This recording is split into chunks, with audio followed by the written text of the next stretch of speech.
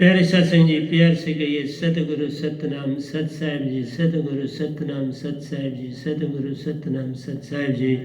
बोल सतगुरुदेव महाराज की जय, सतगुरुदेव महाराज की जय, सतगुरुदेव महाराज की जय। आज के सत्संग के आनंद की जय, आज के सत्संग के आनंद की जय, आज के सत्संग के आनंद की जय। तो प्यारे सत्संग जी, में सभी ब्रह्मांड के अंशों को, निज धाम के परम हंसों को और निज धाम के सतपुरुष जी के चरणों में मेरा कोटि कोटि प्रणाम है। वही बोलनहार हैं, वही आपको जगाने की चेष्टा कर रहे हैं। ये गधा भाई जो आपके समक्ष बैठा है, ये केवल माइक का काम करता है। ये बड़ा ही निकम्मा है, किसी काम का नहीं है। मुझे मत किसी काम का समझना, बस यही समझना कि पूरा गधा है। तो प्यारी सत्संग जी, आज 12/7/21 है और आपके समक्ष मैं अपने प्रेम सागर ग्रंथ के दोयों से आगे चल रहा हूँ। ये आज हम 15 दोहे से आगे चलेंगे और इसके विषय में जानकारी आपको देंगे। लेकिन सबसे पहले जो आज सुबह एक दोया लिखा गया उसके बारे में पहले बात कर लेते हैं, तो फिर वहाँ चलते हैं। कहता है, 3 लोक की संपदा धरती तुलाइक संग, ताई से सब कम है जहाँ छिनिक सुरती शब्द श्वासा का संग है। ताई से सब कम है जहाँ छिन एक सुरती शब्द श्वासा का संग है। साहिब जी सतगुरु सुरती में साहिबन महाचेतन सुरती संग संग। प्यारे सत्संग जी, इस एक दोहे में सब कुछ भरा गया है और उसके साथ ही पलटू साहब कहते हैं, अजय नाम ना चेत्यो ए मूल जीव गंवार, ए मूल मंद जीव गंवार। पलटू अजय नाम न चेत्यो ए मूल मंद जीव गंवार।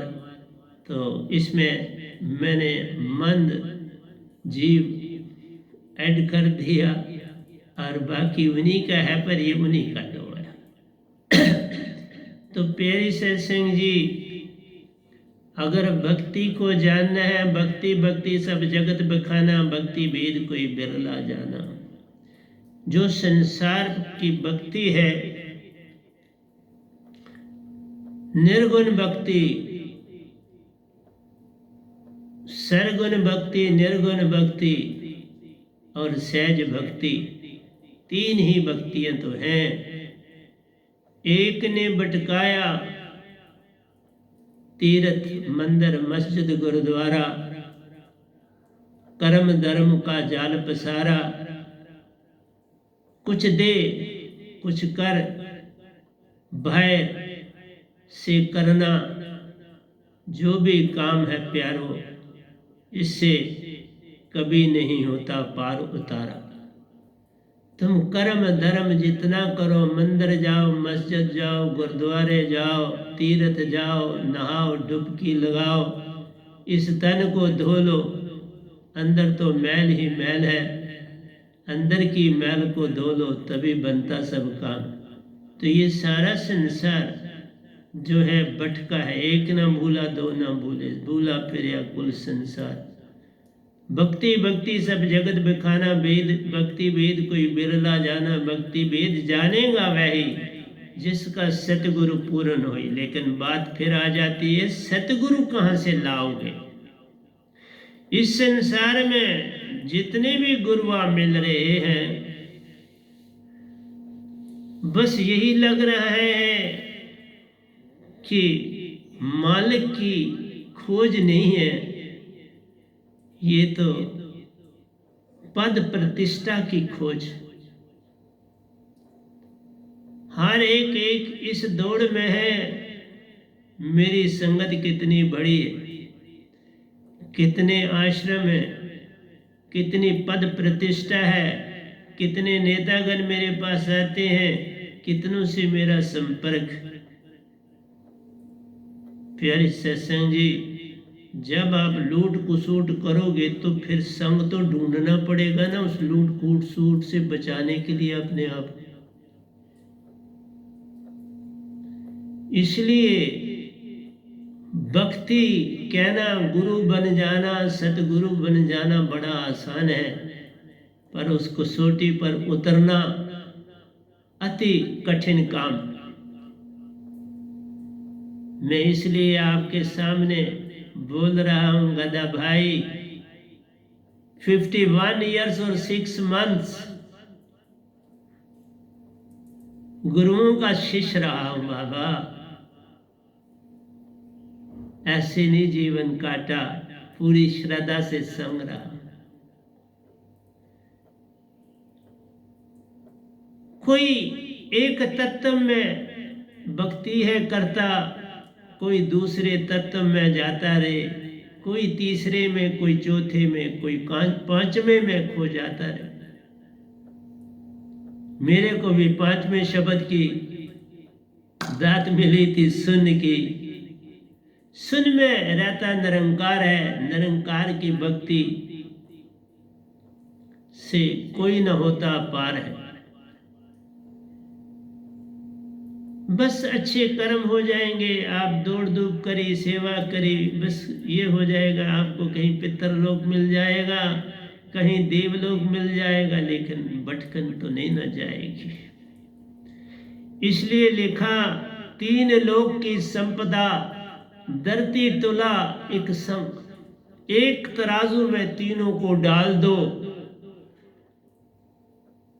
उस तराजू में दोनों को डालो, ताही से सब कम है। वो तराजू ऊपर ही रहेगा, नीचे नहीं जाएगा। जब जहां छिन एक सुरती शब्द स्वांसा का संग, जिसके पास सतपुरुष की पूर्ण सुरती, क्योंकि यही भक्ति है और भक्ति है नहीं। इसलिए बोल रहा हूं कि मैं बचपन से भक्ति ही करी, गुरुओं का शिष्य रहा। 10th क्लास में मैं शिष्य बना 1960 में।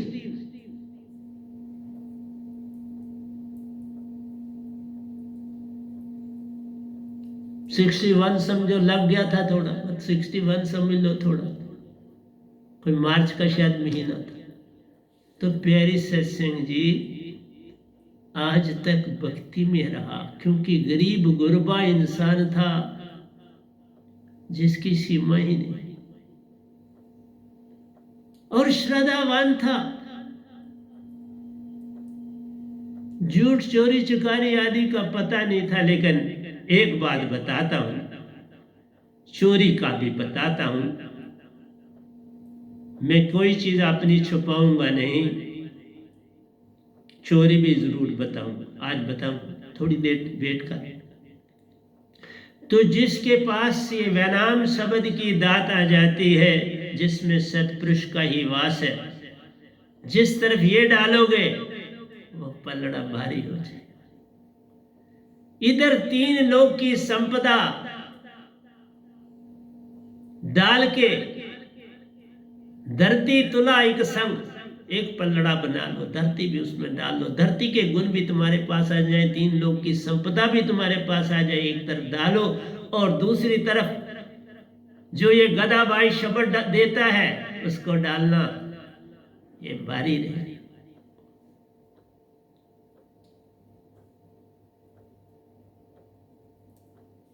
तभी पलटू कहते हैं, पलटू अजय भी नाम ना चेते हो, ए मूल गंवार, ए मूल मन जीव गंवार। कहते हैं कई लाखों जन्म तूने बिताए इस धरती पर, क्योंकि पलटू साहब कबीर साहब के शिष्य थे, पूर्ण दात थी, और वो भी उस समय के गुरु थे। लोगों को हुक्म दिया होगा कबीर साहब ने, कोई बात नहीं। तो उन्होंने भी, हाँ, वो भी सतपुरुष के दर्शन जरूर किए उन्होंने, ये भी मैं जानता हूं। तभी कहते हैं तू कितना मूल गवार है, तू शब्द नहीं लेना चाहता, तू शब्द की भक्ति नहीं करना चाहता, ये तीन लोग तुम्हारे को कुछ नहीं देंगे। गवार का गवार ना रहे, सोया हुआ ना रहे, जाग जाग के देख क्या कुछ मिलता है। और जागना ही इस सार शब्द में होता है। मेरे को देख लो, मैं एक तो सबसे बड़ी बात बताता हूं, जो ही मुझे पता चला निरंकार से, सतपुरुष से, कि तुमने ये जो 51 साल 6 महीने काटे, इससे तू पार नहीं हुआ, अब तू वहां जा जहां हम तुम्हें भेज रहे, जाओ और हम साथ। फिर दात पाई, दात पाते ही, क्योंकि उनका उन्हीं के उद्देश्य से मैं सतगुरु के पास गया। मेरे को तो कोई, मैं उस समय मैंने बोला योगेश्वर था, लोक लोकांतरों की यात्राएं करता था, महाशून्य में भी जाता था, शास्त्र सार में भी गया हूँ, भरपुर में गया हूँ, गोलोक में गया हूँ, शिवलोक में गया हूँ। कोई लोक लोकांतर नहीं जो इस गधे भाई ने नहीं देखे। तो भी सत्य के रास्ते से तो दूर था, क्योंकि वह नामदात पास नहीं। फिर वह नामदात सतगुरु से पाई और 2 बार सतपुरुष से पाई। फिर आप सतपुरुष की जो पाई है उसी को सिमरन में रहता हूं, वही संसार को देता हूं। इससे बड़ी तो दात कभी आएगी नहीं आपके पास। फिर क्या करोगे? मूल गंवारी बने रहना है संसार में। और दूसरी बात बोलता हूं, मैं दुखी भी तुम्हारे से चढ़ावा नहीं लेता हूं, नमस्कार पैसे की मैं नहीं करवाता, तुम ही कर लो, सफिशिएंट है। पैसा मैं कोई नहीं लेता आपसे, कभी नहीं लूंगा, कभी लेता नहीं, कभी लूंगा। जो शुरू में नमस्कार हुआ है वो कमेटी के पास पैसा, वो सबको अब 17 तारीख से आगे सबको बांट दिया जाएगा। संगत जितनी है उनको बांट दिया जाएगा। वो तो को कहा ले लो खुद ही, जो आपने दिया है वो नहीं उस तरह ले रहे थे। मैंने कहा इक्वल बांट दो सबको। मैं आपके पैसे का कुछ हाथ भी नहीं लगा। जितना कुछ माइक बोल रहा हूं मेरी पेंशन से, मोबाइल मेरी पेंशन से, यहां हाल में जितनी चीजें बिछी हैं मेरी पेंशन से। किसी की कोई दुखी भी नहीं इस्तेमाल की है मैंने। फिर और मुझसे क्या चाहते हो? और फिर झाड़ू और पोछे लगाता हूं, सब कुछ धोता हूं। आज भी सब काम करके आपके समक्ष बैठा और सत्संग दे रहा। इसलिए नहीं दे रहा कि मुझे तुमसे कुछ पाना है, इसलिए दे रहा हूं कि मुझे हुक्म हुआ है कि ये दान। और कोई ये भी विचार नहीं है कि मैं बड़ी संगत बनाऊं। कोई ऐसी भावना है नहीं। मैं दीक्षा कोई खास दे भी नहीं रहा। पिछले 2 सालों से मैंने किसी को दीक्षा नहीं दी। कोई खास आया भी नहीं और मैंने दीक्षा दी भी नहीं। मैं झूठ नहीं बोलती। कोई खास आया भी नहीं और मैंने दीक्षा दी भी नहीं। किसी को बुलाया भी नहीं, आओ दीक्षा ले जाओ। किस लिए? जिसके पूर्ण भाव वही आवे और पावे दात। मेरे को क्या चट्टी पड़ी? ना मैंने महल महाड़ियां बनानी है। मेरा आश्रम मुझे बना है, कुटिया मेरे पास है, रहता हूं। एंट्रेंस की कोचिंग करता था, उससे जो 4 पैसे जोड़े ये बना ले। और अभी मैं काम कर सकता था, लेकिन सतपुरुष ने इस काम में लगा दिया। मैं कोई बूढ़ा नहीं हुआ था।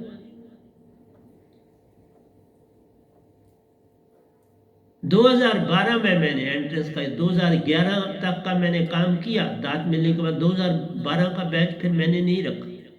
जबकि मैं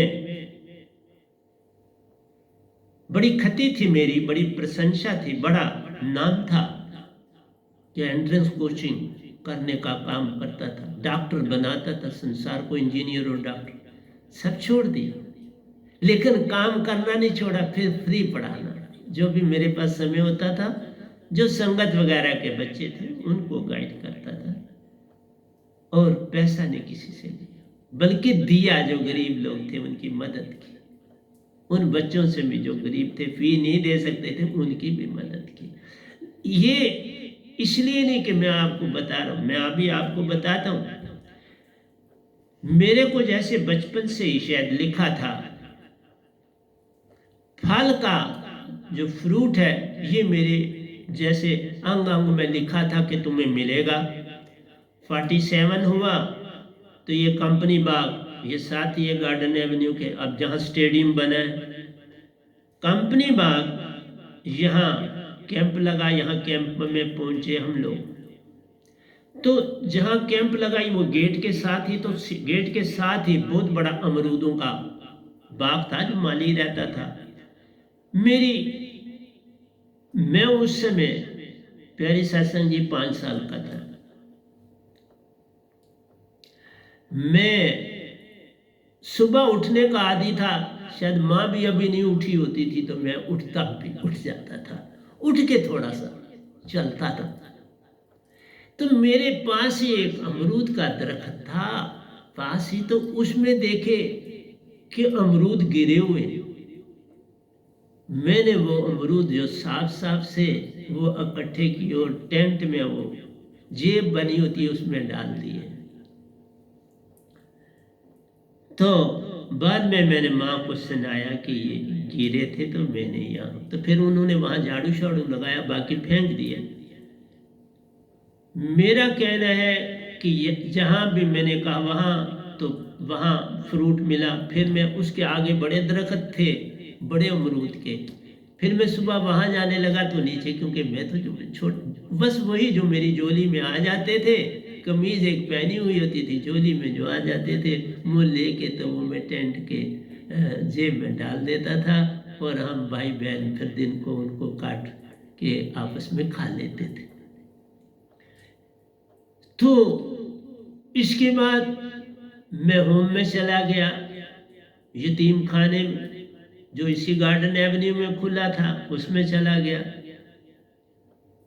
तो तब मुझे अभी भी कोई याद नहीं आता, मैंने दूसरी का दान दिया। मुझे तो कुछ, मुझे किसी ने पढ़ाया ही नहीं था, पर मैं दूसरी का एग्जाम दिया, मेरा लिया गया, मैं पास हो गई, तीसरी में चढ़ गई। तो यहाँ पर भी बाग था और मैं सुबह उठ के, उसी तरह आदत थी।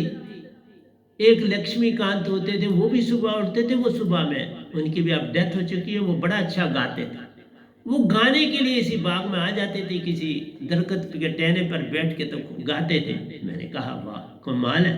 मैं उनकी आवाज़ सुननी, और जो कुछ अमरूद थे, क्योंकि इसके आगे यहाँ पर भी अमरूद थे, मैं उनको चुन के ले जाता था अपने डेस्क में। हमें डेस्क मिला था, डेस्क में मैं रख देता था, और जब छुट्टी होती थी तो मैं उनको थोड़ा खा लेता था, वो शाम को। मैं तब आपको सुना रहा हूँ कि जो कुछ आपका लिखा है वो आपको मिले। श्रीनगर में गया, वहां पर भी यही घटना, वहां पर भी बागों में हमारा इंस्टीट्यूशन था। तो ये जो फल है, जैसे खुबानी है ये गिर जाती है, आलूबुखारा कोई है ये गिर जाता है, लेकिन नाशपातियाँ नहीं गिरती हैं और सेब नहीं गिरते हैं, वो गिरते नहीं, वो डालों से लगे रहते हैं। और वहाँ खुबानी गिर जाती थी, मैं उनसे चुन के ले आती। और बचपन से लेके आज तक मुझे रोटी की इतनी चिंता नहीं होती, मैं फ्रूट जरूर आज भी खाता हूँ। मैं फ्रूट का सेवन करता हूँ, प्रतिदिन करता हूँ, और सुबह के समय योगा करने के बाद मैं और कुछ नहीं लेता, फ्रूट लेता, कुछ और नहीं लेता। इस समय भी मैं आपके पास बैठा हूँ, मैंने कोई नाश्ता वगैरह कोई रोटी की चीज नहीं ली है, दूध लिया है और फ्रूट लिया है, और आपके समक्ष बैठा हूँ। मैं इसलिए आपको बताता हूँ कि मैं चोरी नहीं करता था, नीचे जो गिराता था वो उठा के ले आता, तो वो किसी को तकलीफ नहीं थी, उठा ले आता था, उससे मेरा काम चलता। इवन जो हमारा हॉस्टल था उसके साथ यही दीवानों का, जैसे यहाँ दीवानों का है तो वहां पर भी दीवानों का बहुत बड़ा बाग, पूरी हारवन की पहाड़ी से डल गेट तक। उसके आज के वक्त में अगर मुझे नहीं पता उन्होंने बेचा, अरबों अरबों रुपया की उसकी कीमत है, करोड़ों नहीं अरब। वो बादशाह के वकील होते थे, दीवान थे। तो मैं आपको कहता हूं जो आपको लिखा वो मिलेगा, तो आप भक्ति की तरफ क्यों नहीं चलना चाहते? ये भी चीज मेरी लिखी थी और मुझे मिली, साफ और स्वच्छ था, सब कुछ पाया। सतगुरु के पास 5वें महीने में सब कुछ पा गए। 5वें महीने में प्यारी सत्संग जी सब कुछ ही पा गए। और उससे पहले घटनाएं शुरू हो गई, क्योंकि सतपुरुष ने आके निरंकार के साथ दोनों ने आके मुझे इधर भेजा, दीक्षा लो, और मैं चल पड़ा। लोगों ने बहुत कहा मत जाओ, तुम्हें अब बहुत भक्ति। अभी मैं कोई अपना राज नहीं किसी को दिया था कि मैं महायोगेश्वर। योगेश्वर एक स्थान की यात्रा करते हैं। मैंने मीन पपील और व्यंगम चाल से यात्राएं करी, क्योंकि शास्त्र सार में आप जाएंगे तो वहां आपको व्यंगम मिलेगी, अंदर जाएंगे तो शुद्ध व्यंगम मिलेगी। तब सतपुरुष साथ। मैं इसलिए आपसे बोलता हूं, मैं संसार में आया हूं, कोई झूठ नहीं बोल रहा हूं, वही बोल रहा हूं जो कबीर साहब बोलते थे। निज धाम इतनी बार गया हूं जिसकी गिनती नहीं। कबीर साहब, रविदास जी, बाबा नानक, मीरा जी, सब ये मेरे ऊपर वाले आश्रम में आए, मुझे मिलने आए, दात से पहले मिलने आए। अभी दात सतपुरुष ने नहीं थे। फिर सतपुरुष ने इस ब्रह्मांड में मेरे साथ बड़े खेल खेले, खूब मुझे खिलाया, जैसे कोई बच्चे के साथ खेलता है ऐसे खिलाया। तो अगर अब आपको पता लगता है कि आप लोग सच्ची तरफ नहीं है, तो आपको क्यों परेशानी आती है इस गधे भाई से दीक्षा लेने में? अगर सत्य तुम बांटते थे, वो सत्य है नहीं, अब सत्य आया है, फिर क्यों परेशानी? इसका मतलब आप सत्य की तरफ नहीं चलना चाहते। सत्य पर चलते हो तो 1 मिनट की देरी नहीं लगती। मैं सत्य पर चलने वाला था, योगेश्वर होके भी किसी को पता तक नहीं दिया, उफ नहीं करी और अपने काम में मस्त रहा। मैंने कहा ये होता है, किसी से कोई बात ही नहीं। प्यारे सत्संगी, सत्य पे कोई नहीं चलना चाहता। सब अपनी पद्धति जो है उसी के बीच में रह के लोगों को बुद्धू बनाना जा रहे हैं। सभी बना रहे हैं, एक नहीं बोला, 2 नहीं बोले, बोला फिर या कुल संसार में। आज डंके की चोट से कह रहा हूं, आप जिनको ये पता लग गया है कि ये गधा भाई सच है, तो उनको आना चाहिए ना मेरे से दीक्षा पाने के लिए। संदेशा ही भेज देना चाहिए, नहीं ना। सत्य को कोई नहीं पाना चाहता, पद और प्रतिष्ठा। कोई ब्रह्मांड में बता दो आज तक जिसने खुद अपने हाथों से सारी सेवा की हो, झाड़ू पोछे हर चीज। 8 साल सत्संग यहां बैठी ना, आज भी पूरी सफाई है, कोई चीज आपको यहां गंदी नहीं दिखेगी। प्रतिदिन काम करता हूं, लोग काम लेते हैं, करते नहीं,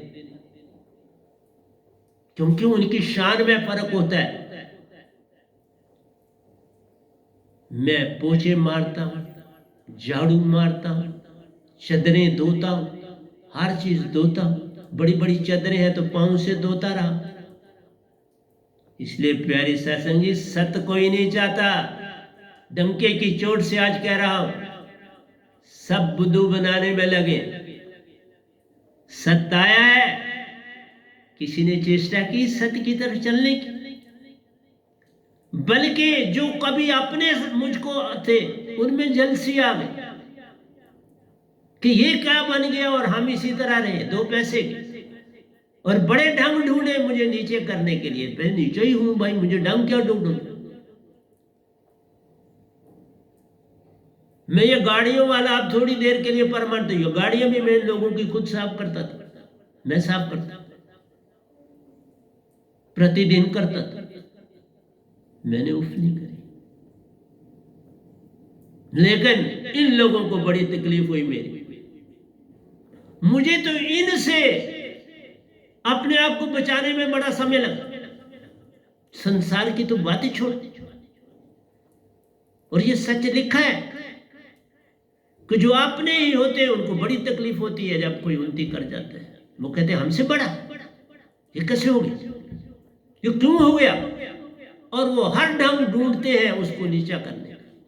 हर ढंग उनका यही होता है, इसको नीचे कैसे करें। कोई संसार में तभी का रिश्ता नाता नहीं। कोई मत समझो कोई तुम्हारी बीवी है, मत समझो तुम्हारा कोई बेटा है, मत समझो कोई तुम्हारी बहू है, मत समझो, सब धोखा है। इन सब के अंदर वही बदबू पैदा हो जाती है, और ये कहते हैं इसके अंदर कैसे बदबू भरे। दीक्षा, लेकिन जिसने मुझको सब कुछ देना था दे दिया। ऐसे ढंग से आज तक किसी को नहीं मिला। 2 सार शब्द दिए, ब्रह्मांड में इतने खेल खेले, सहस्त्र सार में साथ ले गए, निजधाम में साथ ले गए, सब परमहंसों से मिलवाया और पत्र इशू करवाया कि काल के दायरे से अब तुम्हारा जन्म मरण खत्म।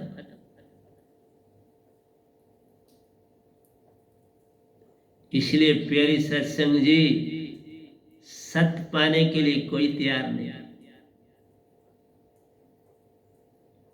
और मैंने यहां तक कोशिश की कि मैं बंद करूं सत्संग, तब मैंने निरंकार को कहा, आज से कोई 1.5-2 महीने पहले,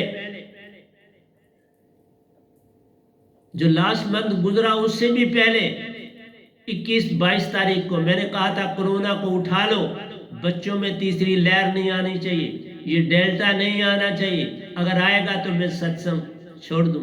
आज भी कहता हूं, नहीं ना आया, नहीं भेजा निरंकार। मैंने कहा बच्चों जैसा सत्य कोई है नहीं, तो सत्य पर हमला करोगे तो हम बोलने की फिर तो फायदा कोई नहीं। फिर किसको विचार देना है, किसको समझाना है।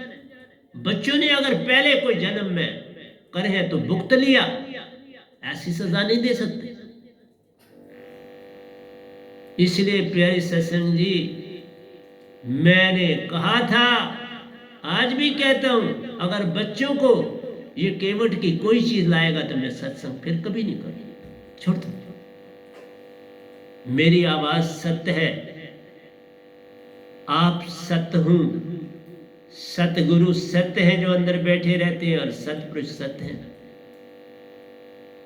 अब आप इस सतपुरुष ही बैठे रहते हैं, अब बाकी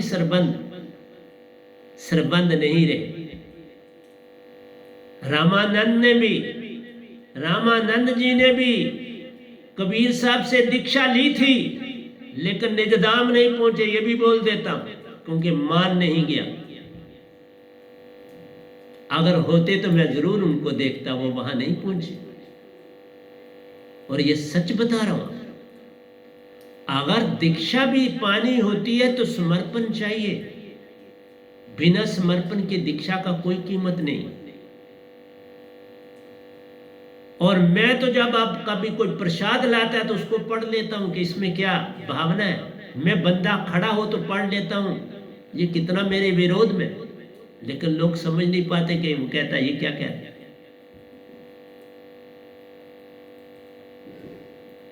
जो प्रसाद लाता रहा मैं उनको बताता रहा, आपने ये मांगा है इस प्रसाद में, तो वो प्रश्न करते थे हम मांगे ना। मैंने कहा सीधा मांगो ना, प्रसाद में क्यों मांगा, सामने मांगो। तुमने मुझे ही मांग लिया, प्रसाद तो छोड़ो, मुझे ही मांग लिया कि मेरे फलाने को ठीक कर दो, ये मांग लिया कि मेरे सतगुरु को ठीक कर दो। और मैंने प्रसाद जरा चखा ही था तो आवाज आई, ये क्या कर दिया, पर मुंह में अब डाल दिया था तो थूकना अच्छा नहीं होता, खाली। फिर मैं वहां गया, अंतवाहिक शरीर से वहां गया, उनको देखा, और निरंकार ने ऊपर से कहा ये 1.5 महीने के बाद ठीक हो जाए। और वही मैंने हुक्म सुना दिया, 1.5 महीने के बाद ठीक हो जाएंगे। वो हो गए। निरंकार ने कहा आप बोलना नहीं, मैं नहीं बोला। इसलिए प्यारे सत्संग जी, अब मैं किसी का कोई प्रसाद क्या, किसी की कोई चीज कहीं नहीं खाता, छोड़ दी, कुछ नहीं ले। जो आश्रम में खाता हूं वही आकर आश्रम में खाता।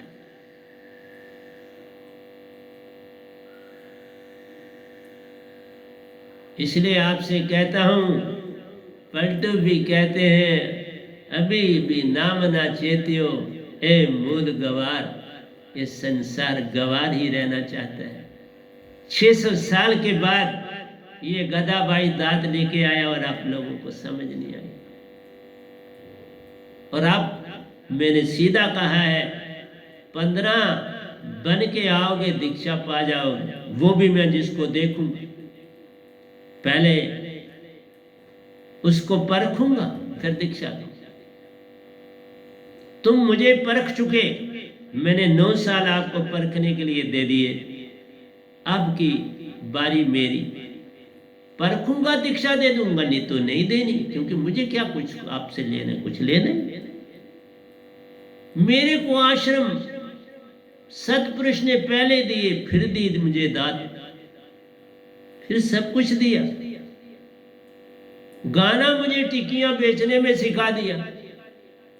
फल खाना मुझे बचपन में उन जगहों पर रख के काम कर दिया। इसलिए प्यारी सत्संग जी, और जब बागों में नहीं रहा, फिर मैं अपने पैसे से, फिर मेरी जॉब लग गई और फिर मैं अपने पैसे से खा लेना।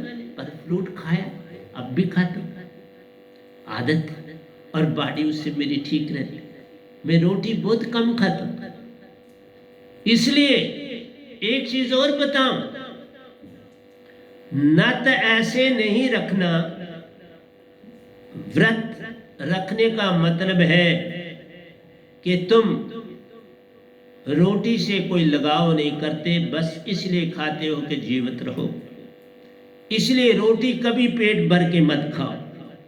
मैं करता हूं बचपन से आज तक, और आज आपको कह रहा हूं, बचपन में करता था, क्योंकि जहां चिल्ड्रन होम में रहते थे वहां खाना बहुत ही कम मिलता था। बस जिंदा रहने के लिए खाना मिलता था, पेट भरने के लिए नहीं मिलता था। उतना मिलता था तुम जिंदे रह जाओ, उससे ऊपर नहीं मिलता। बस उस आदत को मैंने नहीं छोड़ा, वो अच्छी लगी मुझे।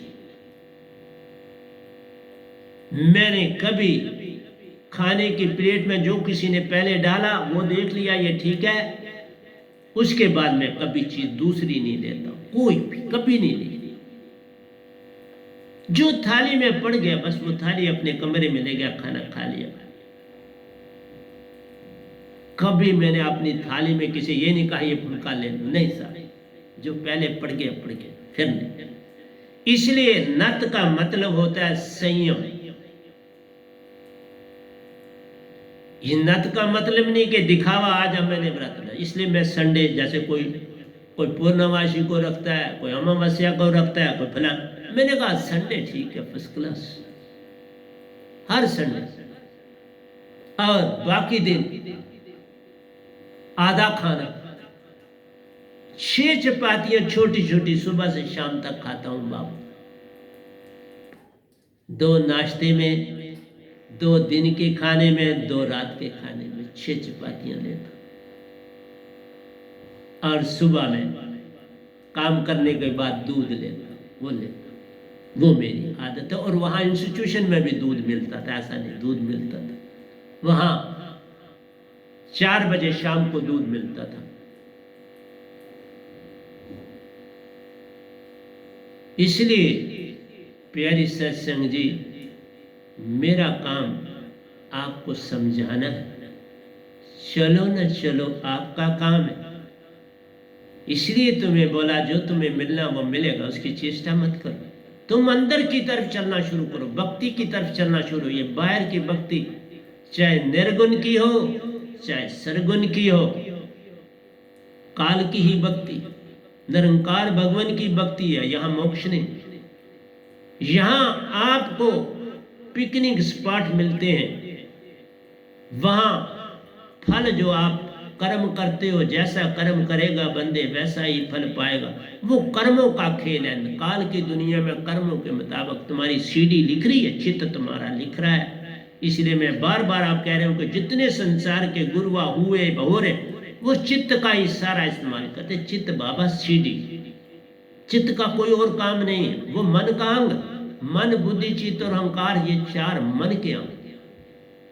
चित्त सीढ़ी याद रखता है, बताता है कि मेरे पास इतने पैसे हैं भाई और मैं खर्च नहीं कर सकता, फाइनेंस मिनिस्टर और का इंतजाम मेरे पास नहीं, वो किसी और तिजोरी से निकाल ये काम।